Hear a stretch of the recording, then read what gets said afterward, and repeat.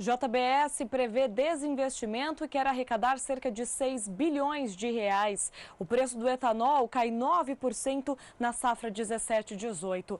E o produtor de arroz do Rio Grande do Sul termina a colheita com preços abaixo dos custos de produção.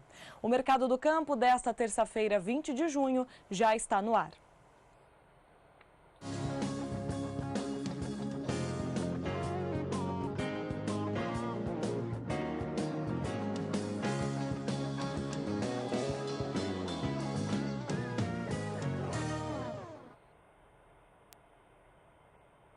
Uma boa tarde para você. O Mercado do Campo começa ao vivo, direto dos estúdios da B3 em São Paulo. Começamos com informações do mercado financeiro, hoje muito afetado por questões políticas aqui no Brasil.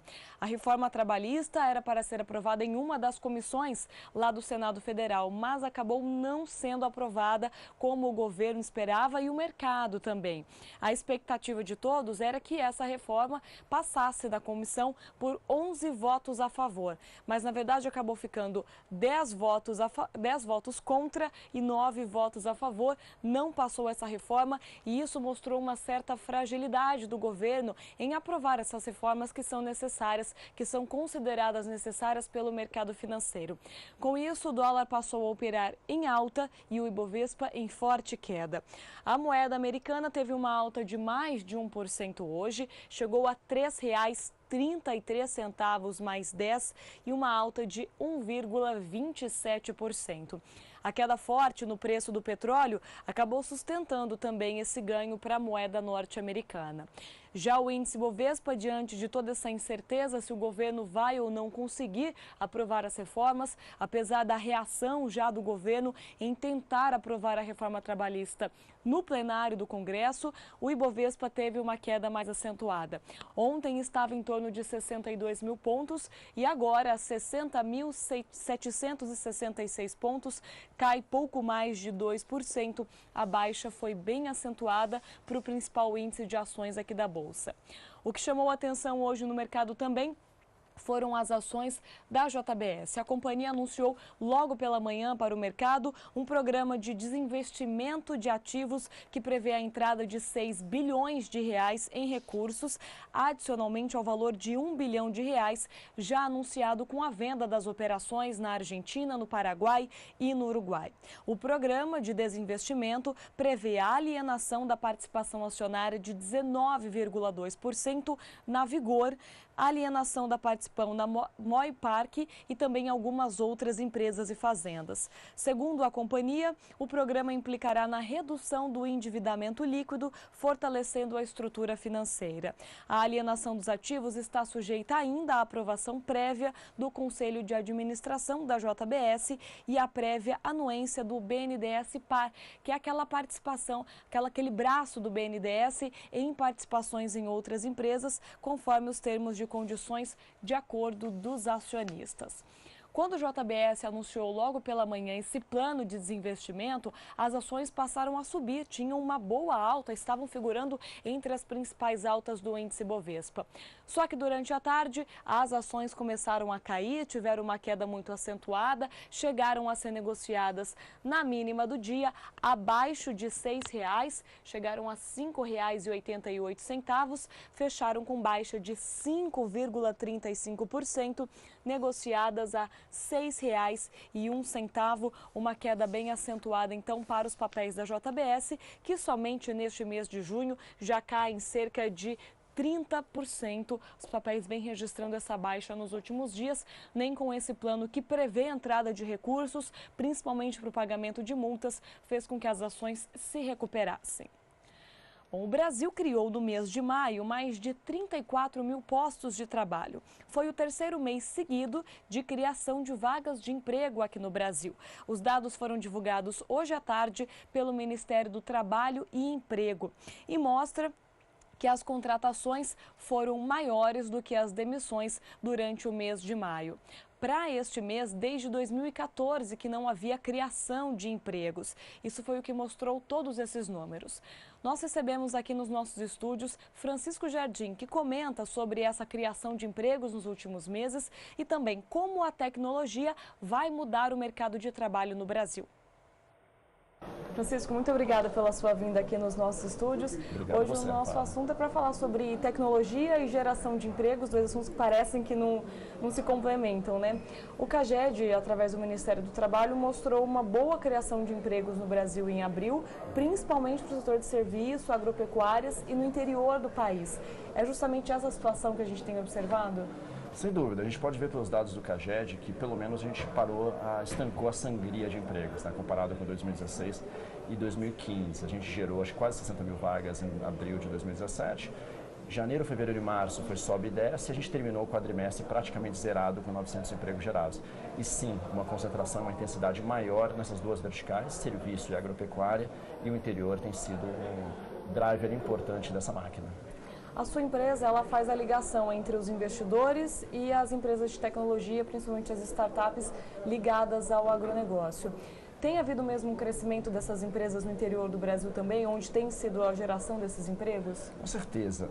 A gente tem visto um surgimento muito forte do empreendedorismo de alto impacto, as startups no país inteiro, no Brasil como um todo. E nos últimos 2 ou 3 anos, o agro tem despontado como uma das principais áreas de competitividade nessa vertical no Brasil. E não tem como, né? Essas empresas surgem perto do mercado consumidor, que é o interior, perto dos grandes centros de pesquisa que estão no interior, né? Seja as Embrapas, a Exalc, a Unesp, a Unicamp, Lavras, Viçosa, é onde as empresas estão surgindo. No eixo de Porto Alegre, Londrina, São Paulo, Ribeirão Preto, Jaboticabal, Piracicaba, para cima. Bom, essas empresas acabam gerando novas tecnologias que vêm para o agronegócio, só que isso muitas vezes acaba tirando empregos do interior. É essa situação que acontece pelo menos no início? Rafael, esse é um fenômeno da tecnologia no mundo todo, em qualquer vertical, né? Sempre que você tem uma ruptura, uma destruição criativa causada pela inovação, você tem o que a gente chama de desemprego de transição, né? Então você tem, por exemplo, drones, imagem de satélite, que conseguem fazer com muito mais escala o monitoramento de safras do que você faz com times de campo, né? Claro, aqueles times de campo ficam desempregados, ociosos no curto e médio prazo, eles precisam se preparar e qualificar para poder serem operadores de tecnologias como essas, seja interpretar dados ou operar os dados em campo. Mas no longo prazo, o que a gente sabe que a tecnologia sempre faz é criar empregos de mais alto valor agregado. E claro, no curto prazo, ela já gera uma produtividade enorme para o produtor rural. Esse empregado que ele sai do mercado de trabalho assim que entra a tecnologia, como você disse, ele precisa se preparar para ter um emprego de maior valor agregado. Só que essa preparação não vem da empresa. A startup, por exemplo, ela quer esse profissional pronto. A startup não tem capacidade de realmente ser uma provedora de qualificação para o profissional e mexer realmente com a preparação do capital humano do país. Isso é uma função que seja do Estado ou seja da iniciativa privada concentrada nas grandes companhias ou nos grandes grupos de educação privados. Mas na maior parte do mundo isso vem realmente do setor público, é uma função do Estado. É por isso que a startup está perto dessas universidades? Ela quer buscar esse profissional? Exatamente. E aí, principalmente falando do eixo São Paulo, a gente tem centros como o Jaboticabal na Unesp e como a Exalc em Piracicaba, que são fornecedoras massais da melhor matéria-prima, capital humano qualificado do mundo para a agricultura tropical. Seja engenheiros agronômicos, seja ciência da computação, seja engenheiros de hardware, que você precisa dessa intersecção entre o cientista agronômico e o cientista da computação que vão promover essa revolução digital na agricultura. Então, sim. Bom, essas empresas que vocês trabalham, normalmente elas estão oferecendo que tipo de tecnologia hoje para o produtor rural? Então, a gente tem visto de tudo. A gente tem se posicionado em todas as revoluções tecnológicas que a gente tem visto no campo. Seja computação em nuvem para fazer predição de fertilidade do solo, seja computação em nuvem para processar dados de satélite e entregar inteligência ao produtor, seja operadores, fabricantes e oferecedores de drones como serviço para a tecnologia aeroespacial, seja biotecnologia para a gestão de pragas, biotecnologia para aumento de fertilidade bovina, pecuária em geral, entre outras, internet das coisas com sensores remotos para fazer modelagem climática e uma irrigação maior precisão. Então tem um pouco de tudo, tem várias verticais que estão passando por revoluções tecnológicas e a gente tem se posicionado em todas elas. O investidor está localizado onde? Isso é um problema, né? Ainda tem uma distância, problema não, faz parte, né? A gente tem uma distância ainda muito grande do investidor profissional financeiro e o centro onde as empresas estão nascendo, né? A gente já tem uma concentração, São Paulo, Rio de Janeiro, principalmente São Paulo, onde os investidores estão localizados. Também tem os investidores estrangeiros que já são investidores do nosso fundo e a gente está tentando trazer eles mais. Então, acho que é o papel da gestora, né, de recursos, fazer justamente essa intermediação e aproximar, seja as startups, seja as empresas de tecnologia do interior, com os investidores, os poupadores financeiros em São Paulo, Nova York, Londres, Frankfurt, onde eles estiverem. Vocês fazem duas pontes, então, startup investidor e startup consumidor final. Sim, as startups atacam o consumidor final, elas fazem o meio de campo com o produtor. Mas como investidor nessas companhias, seguindo o mesmo modelo do Vale do Silício, as empresas que investiram no Apple, na Microsoft, etc., a gente tem uma função que vai muito além de só prover liquidez, prover financiamento. A gente também se envolve na gestão da companhia. Então a gente entra no conselho, a gente participa dos recrutamentos. Então realmente a gente ajuda as empresas a chegarem no consumidor final e a deslanchar aquelas tecnologias com escala no mercado. Então você pode dizer que sim, mas o eixo principal é fazer o meio de campo entre investidores institucionais e essas companhias que são famintas por capital. Ótimo, obrigada, Francisco, pela sua vinda aqui nos nossos estúdios. Rafaela. Nós voltamos ao programa. O preço da banana nanica teve uma forte elevação na última semana lá no estado da Bahia. Segundo os dados do CPEA, essa alta forte aconteceu justamente por conta da oferta que foi mais reduzida para o preço para a banana nanica. Bom, o preço chegou a 69 centavos por quilo, em média, lá em Bom Jesus da Lapa, na Bahia, uma alta de 77,6% se comparado com o preço da semana anterior. Já o mercado de banana prata segue sem grandes variações, segundo o CPEA, porque ele está bem abastecido. Enquanto há uma falta de oferta da banana nanica e a demanda continua aquecida nesse período do ano, a banana prata tem tido uma boa oferta e os preços não têm variado tanto. Segundo os colaboradores do CPEA, essa oferta maior para a banana prata deve continuar pelo menos até meados de julho. Bom, e hoje a Conab divulgou o levantamento de preços de frutas e hortaliças nas ceasas de todo o Brasil. Um levantamento que é feito todo mês pela Companhia Nacional de Abastecimento. Os preços da banana, laranja, maçã, mamão e melancia continuaram em queda durante o mês de maio. A boa safra nos estados produtores já vinha possibilitando um aumento gradual da oferta dessas frutas. E aí, normalmente, no inverno, tem uma queda no consumo aqui no Brasil.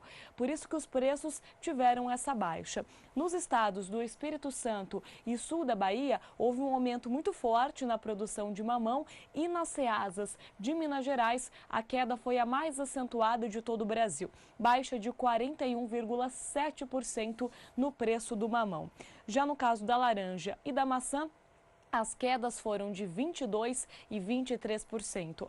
Algumas hortaliças também registraram queda durante o mês de maio. O agrião caiu 20%, beterraba queda de 19% e a abobrinha registrou uma baixa de 18%. O levantamento feito mensalmente, então, pela Conab, mostrando queda nos preços de frutas e hortaliças por todo o Brasil durante o mês de maio. Bom, no próximo bloco você vai ver que o preço do etanol também tem registrado queda, já caiu quase 10% na safra 17/18. Nós já. Mercado do Campo está de volta, direto dos estúdios da B3. Os preços do café tiveram uma forte queda hoje no mercado futuro, influenciados pela alta do dólar e também pela queda no preço do petróleo. Petróleo normalmente acaba influenciando preços de commodities em bolsas internacionais. E com o dólar mais alto, há um impulso às exportações brasileiras, o que aumenta a oferta no mercado internacional. Os preços lá na Bolsa de Londres tiveram queda de mais de 1%, julho a 2.057 dólares a tonelada, cai 1,62%. Para setembro, 2.074 dólares a tonelada, queda de 1,61%. O contrato de novembro tem queda de 1,48% e fica negociado a 2.056 dólares por tonelada. Para janeiro do ano que vem, 2.029 dólares a tonelada e a queda é de 1,40%. Queda forte pelos mesmos motivos para o café arábica na Bolsa de Nova York. O contrato de julho chegou a $1,21 por libra-peso, testando as mínimas do mercado, cai 1,81%. O contrato de agosto e o de setembro ficam a $1,24 por libra-peso e tem queda de 1,57%. E para dezembro, $1,28 por libra-peso, a queda é de cerca de 1,5%. Os preços aqui no Brasil acompanharam essa baixa. O contrato de setembro, negociado a $147,25 a saca, cai 1,74%. Para dezembro, café arábica negociado a $151,55 a saca, baixa de 1,69%. E o contrato de setembro de 2018, agora a $159,05 a saca, registra queda de 1,64%. Então, petróleo em queda e dólar em alta provocam essa baixa no mercado de café no mundo todo. Bom, a colheita de café na área de atuação da Cooperativa Regional dos Cafeicultores de Guaxupé, a Cochupé, atingiu 17,56% do total da área plantada desta cooperativa, que é a maior do mundo. Os trabalhos estão um pouco atrasados em relação ao mesmo período do ano passado, quando a colheita atingia 19,33% de toda a área. Por área de atuação da Cochupé, os cafeicultores cooperados colheram 10,39% da safra em São Paulo, 20,53% da safra no sul de Minas e 13,15% da safra no Cerrado Mineiro. Agora o nosso assunto é a previsão do tempo. O clima mudou no centro-sul do Brasil de ontem para hoje. Uma massa de ar frio chegou nessa região e a Juliana Rezende agora atualiza a previsão para os próximos dias. Olá, Juliana. Olá, Rafaela. Olá a todos. No decorrer dos últimos dias, o tempo tem sido mais seco, principalmente entre o centro-oeste e também o sudeste. As instabilidades da região sul não têm tido força o suficiente para avançar nas áreas mais centrais do país. Com isso, até a umidade do solo acabou declinando em áreas do Mato Grosso, Goiás e também do norte de Minas Gerais. Nessas áreas, especialmente, esse predomínio de tempo mais seco tem favorecido as atividades de colheita dos canaviais. No decorrer dos próximos 5 dias, o predomínio ainda é de tempo mais seco entre o centro-oeste, partes do sudeste e também agora na região sul. Até o dia 25 de junho, a expectativa ainda é de algumas instabilidades no leste de São Paulo e também na faixa leste do estado do Paraná.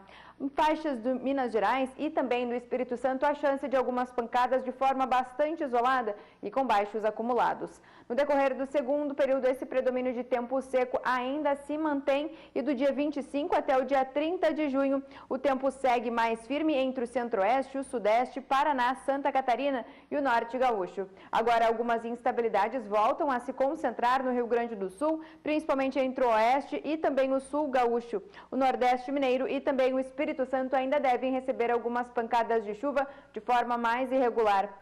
No decorrer do terceiro período, esse mesmo padrão ainda se mantém. O tempo segue mais seco nas áreas mais centrais do país, entre o centro-oeste e também o sudeste. Agora, na região sul, as instabilidades avançam um pouco mais e acabam se espalhando pelo Rio Grande do Sul, Santa Catarina e também pelo sul do estado do Paraná.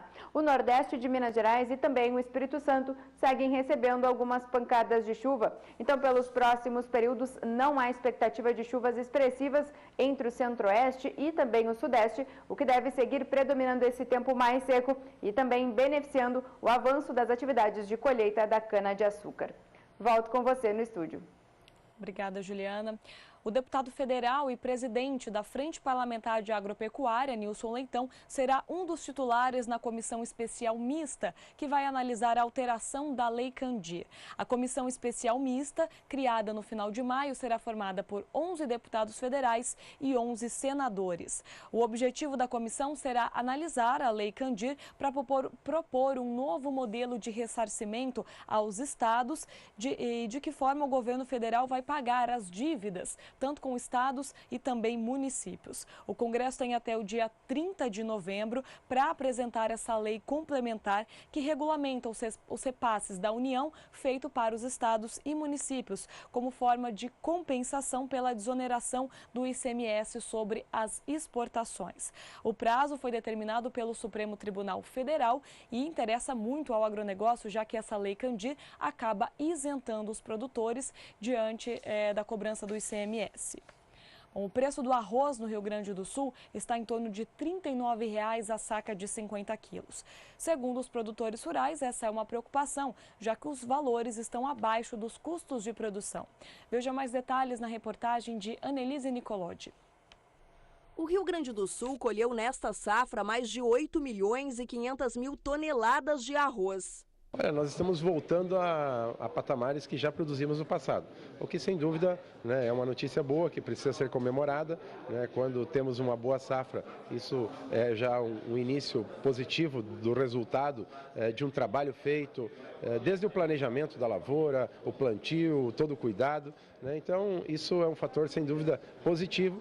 Claro que outros aspectos, né, além da produção, além da produtividade, precisam ser observados, né, os gargalos que ainda nós possuímos, o custo de produção, né, a busca da melhor eficiência, enfim, o processo de gestão nas propriedades, que cada vez ele é mais necessário, são aspectos fundamentais para que nós possamos potencializar cada vez mais a produção orizícola aqui no nosso estado e no país.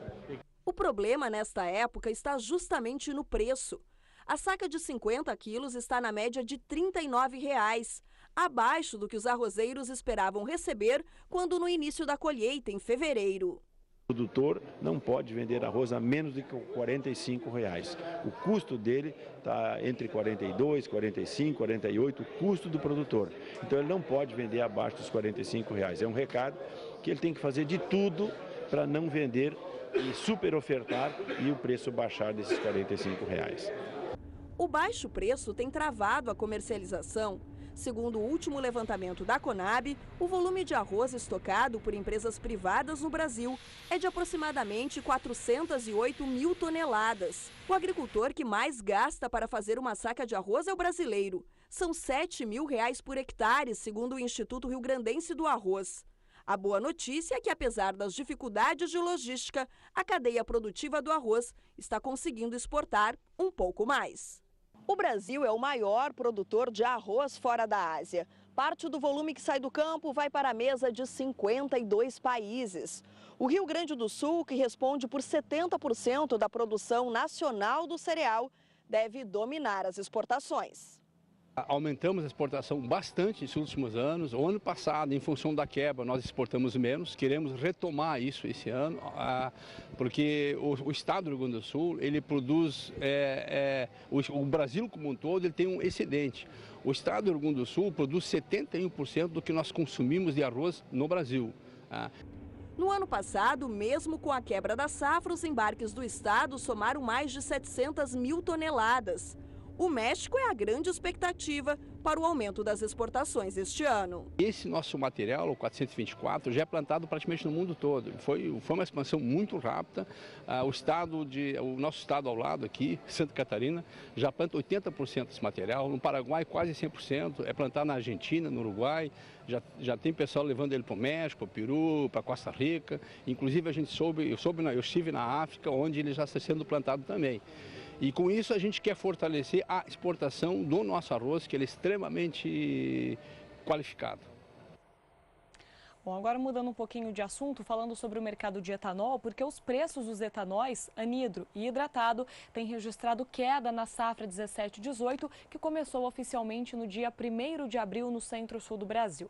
Segundo os pesquisadores do CPEA, a queda média desde o início da safra é de 9% para os preços dos dois etanóis. Começamos os valores do etanol hidratado, os preços são apurados semanalmente pelo CPEA aqui em São Paulo. Na última semana houve uma leve alta em relação à semana anterior, só que mesmo assim os preços continuam baixos. Agora negociados em torno de R$ 1,35 por litro, enquanto na semana anterior o valor era de R$ 1,34 por litro.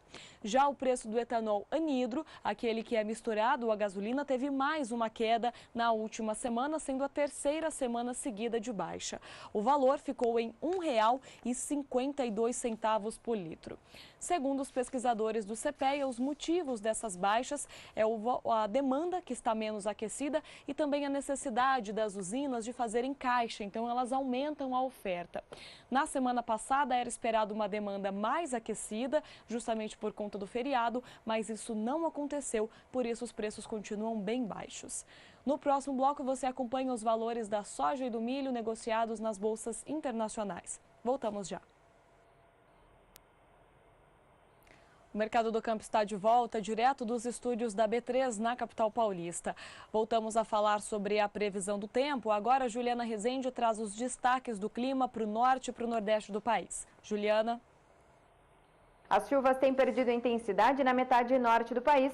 Com isso, o predomínio de tempo mais seco tem acabado favorecendo principalmente o declínio dos índices de umidade do solo, especialmente na faixa oeste da Bahia. A umidade do solo também está com índices de umidade do solo mais baixos. E isso acaba favorecendo principalmente as atividades de colheita das lavouras de banana. No decorrer dos próximos 5 dias, o predomínio é de tempo firme na maior parte do interior do Nordeste e também na metade sul da região norte. Pelo menos até o dia 25 de junho, é o extremo norte do país que recebe algumas instabilidades e também a faixa leste do Nordeste. No decorrer do segundo período, esse mesmo padrão de chuvas ainda se mantém e do dia 25 até o dia 30 de junho, o norte do país ainda concentra algumas instabilidades, enquanto que no Nordeste, a faixa leste ainda segue recebendo acumulados significativos. Agora, no decorrer do terceiro período, esse padrão de chuvas ainda não deve se modificar e até o dia 5 de julho, a expectativa agora é de que as instabilidades acabam se espalhando por todo o norte do país. Agora, no Nordeste, nas áreas litorâneas, os acumulados podem alcançar até 70 milímetros no Rio Grande do Norte. No interior das duas regiões, o predomínio é de tempo firme e com predomínio de sol. Então, pelos próximos períodos, a expectativa é de tempo mais firme no interior do Nordeste e também na metade sul da região norte. Isso acaba beneficiando principalmente as atividades de colheita nessas regiões. Hoje eu encerro por aqui a minha participação. Até mais. Obrigada, Juliana, pelas informações, beneficiando principalmente a atividade de colheita do café Conilon lá no estado de Rondônia, que já está bem adiantado praticamente no fim. Bom, mudando um pouco de assunto, hoje o DERAL, que é o Departamento de Agricultura da Secretaria de Agricultura do Estado de São Paulo, divulgou os dados sobre a produção agrícola lá no estado, como está a situação das lavouras. Nós separamos as duas principais lavouras do momento, que é a colheita do milho, segunda safra, e o plantio do trigo, que é uma das principais culturas de inverno lá no estado do Paraná. Bom, o plantio do trigo no estado já atinge 86% da área que será destinada a essa cultura. É um aumento de 11% se comparado com a semana anterior. Segundo o DERAL, 95% das lavouras plantadas de trigo no estado estão em boas ou excelentes condições. O número, apesar de bem satisfatório, ainda é menor do que no ano passado, quando neste período 98% das áreas estavam em boas e excelentes condições. Agora a colheita do milho segunda safra, que ainda avança lentamente lá no estado. O oeste paranaense começou primeiro com essa colheita, que atinge 2% da área. O aumento é de 1% se comparado com o mesmo período da semana passada, ou seja, uma semana atrás a colheita estava em 1% e agora chega a 2% da área plantada no estado paranaense. As condições das lavouras também estão bem favoráveis. Segundo o DERAL, 93% da área de milho segue com boas e excelentes condições e essa colheita deve avançar então nas próximas semanas lá no estado paranaense. Agora vamos ao mercado de soja e de milho, que hoje foi fortemente influenciado pelo petróleo, que registrou baixa nas bolsas internacionais. Tanto em Nova York quanto em Londres, o barril do petróleo teve uma queda muito forte e aí, por conta disso, os preços das commodities foram influenciados. Soja e milho, mais do que as outras até, isso porque a soja é usada para a produção de biodiesel nos Estados Unidos e o milho para a produção de etanol, dois concorrentes diretos do petróleo. Bom, os valores da soja tiveram essa baixa mesmo com um clima favorável lá nos Estados Unidos. Os boletins meteorológicos mostram um clima mais frio nas próximas semanas, o que deve beneficiar as lavouras. Só que foi justamente essa queda no petróleo que provocou essa baixa mais forte nos preços. Para julho, 9 dólares e 27 centes por bushel, a queda é de 1,06% em relação a ontem. Já o preço de agosto fica em 9 dólares e 31 centes por bushel, com queda de 1,08%. Para setembro, 9 dólares e 33 centes por bushel, a queda é de 1,11% e o contrato de novembro, a 9 dólares e 38 centes por bushel, registra queda de 1,02%. Esse clima mais frio que eu falei, que está previsto lá para os Estados Unidos nos próximos dias, também deve beneficiar as lavouras de milho. Eles acabaram de plantar o milho, já estão praticamente no final do plantio da soja. Por lá, é verão, é um início de verão, então o que preocupa muito agora é um clima mais quente e seco que poderia trazer prejuízos para as lavouras. Mas a previsão é desse clima mais frio e úmido, o que deve beneficiar a produção. Só que o petróleo mais uma vez influenciou o mercado e o preço do milho também teve queda acentuada. O contrato de setembro ficou negociado a $3,70 por bushel, a queda é de 1,39%. Para setembro do ano que vem, setembro deste ano ainda, $3,78 por bushel, queda de 1,36%. O contrato de dezembro, a $3,88 por bushel, registra baixa de 1,33% e o contrato de março do ano que vem, a $3,97 por bushel, registra uma queda de 1,18%. Agora você acompanha como ficaram os preços do milho negociados aqui na Bolsa de São Paulo. Os valores no mercado físico, números pesquisados pelo CPEA aqui no interior de São Paulo, têm apresentado alta nos últimos dias. Só para se ter uma ideia, em junho, o indicador CPEA pesquisado em Campinas subiu mais de 2,20%. Só que o mercado futuro reflete essa expectativa de uma boa colheita no Brasil, de bons índices de produção e com isso os valores vieram novamente em queda. O contrato de setembro, negociado a R$ 26,77 a saca de 60 quilos, cai 0,26%. Para novembro, R$ 27,25 a saca, queda também de 0,26%. E o contrato de janeiro do ano que vem, a R$ 28,33 a saca de 60 quilos, tem uma queda de 0,28% se comparado com o preço de fechamento do milho de ontem. Então, o mercado futuro do milho ainda operando em queda aqui no Brasil. Bom, o Mercado do Campo fica por aqui. Agora você acompanha o Pecuária BR com Jorge Zaidan. Nós voltamos amanhã às 5h35 da tarde.